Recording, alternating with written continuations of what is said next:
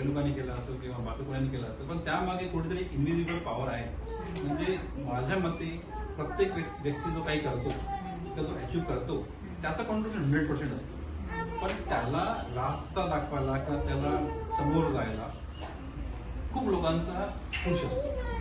तो पुश कदाचित मला इनडायरेक्टली मिळाला असेल. जसं विजयकांत भाऊजींनी मला सपोर्ट केला किंवा माझ्या भावाने मला सपोर्ट केला, त्यांनी केला, पण त्याच्या मागे माझ्या मते कदाचित माझ्या वडिलाचा किंवा बाबांचा हात असेल की बाबा नाही, याला आपल्याला ह्या स्टेजला नेऊन ठेवायचं आहे, तर let me take help from the people who surrounded by, right. तर पवईची जो हेल्प घेऊया किंवा अक्काचा हेल्प घेऊया, असं मला खूप लोकांनी हेल्प केलेली आहे. तर त्या तो इन्डिव्हिज्युअल पुश जे आहे, त्या इन्डिव्हिज्युअल पुश डायरेक्टली टू मी और इनडायरेक्ट टू मी, दोन्ही आहे, त्याचा हा अर्थ आहे.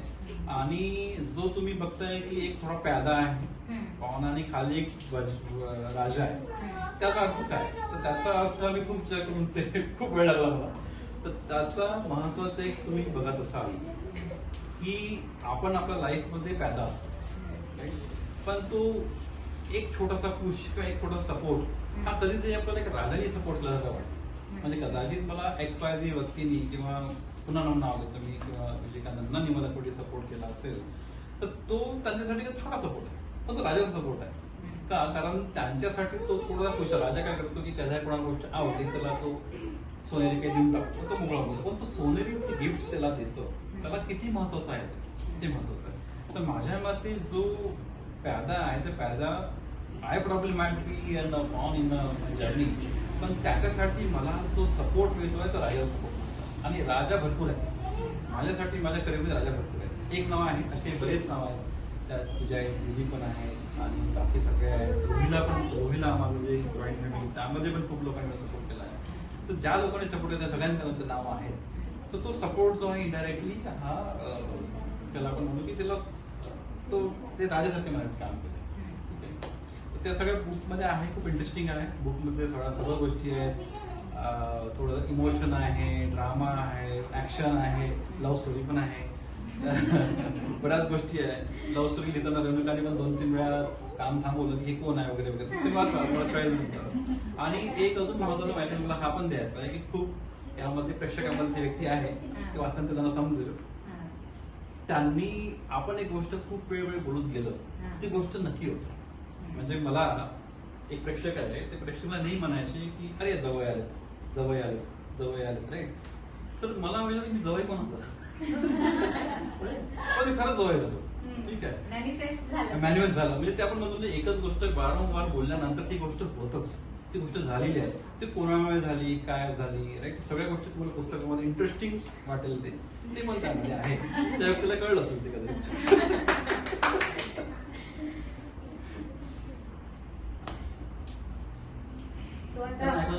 बुक मध्ये आम्हाला बरेच लोक कळणार आहेत ज्यांनी तुम्हाला इनव्हिजिबल पुश दिलेला आहे.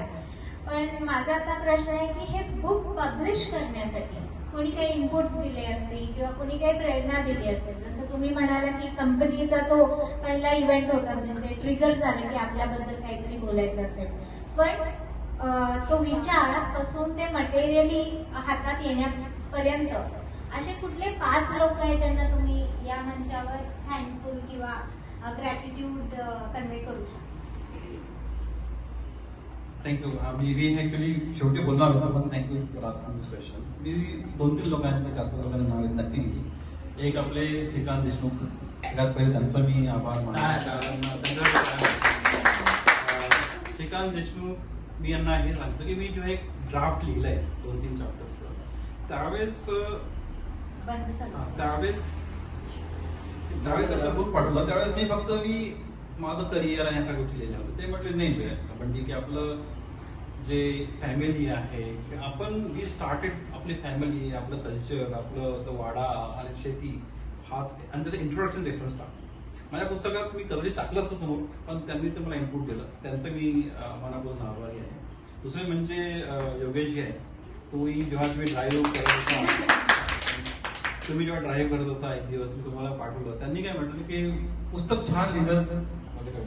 त्यांनी एक सजेशन केलं. सजेशन हे होतं की ज्यावेळेस ज्या काळामध्ये तू होतास 2001, 2004, 2005, त्या काळामध्ये लेटेस्ट इव्हेंट्स काय होते, म्हणजे so that we can relate की मी त्यावेळेस काय होतो वगैरे. त्यांनी सांगितल्याप्रमाणे मी पुन्हा पुस्तक माझं ड्राफ्ट 1 मधून ड्राफ्ट 2 मध्ये गेलो आणि मग ते इव्हेंट स्टडी केले. मग त्यात इव्हेंट टाकले. तुम्हाला बऱ्याच ठिकाणी असं दिसेल की जेव्हा मी IT क्षेत्रामध्ये आलो त्यावेळेस 2001-2002 मध्ये लगेच ते Google.com वगैरे आलं, ऍडव्हान्स टेक्नॉलॉजी ते खूप बॅच केले.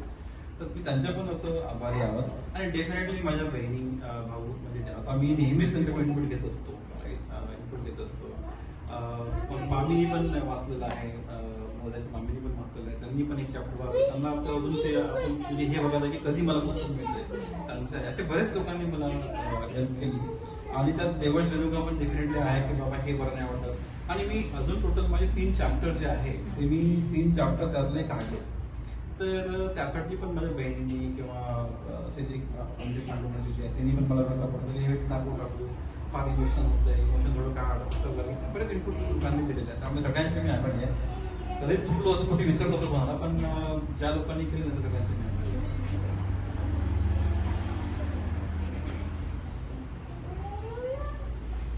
ओके, आता जसं मी हे ऐकते तुमचं मनातलं की कशामुळे हे बुक आले, सो आय थिंक की थँक्यू म्हणायची पद्धत ही एकदम युनिक आहे. लोक फुलं देतात, ग्रीटिंग कार्ड देतात, पण तुमच्या आयुष्यात ज्यांनी कोणी तुम्हाला मदत केली आहे त्यांच्यासाठी हे बुक पब्लिश करणं I think this is very unique आणि worth appreciating.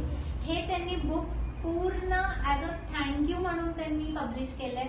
This is not for sale आणि I think for this we should give a very very big round of applause.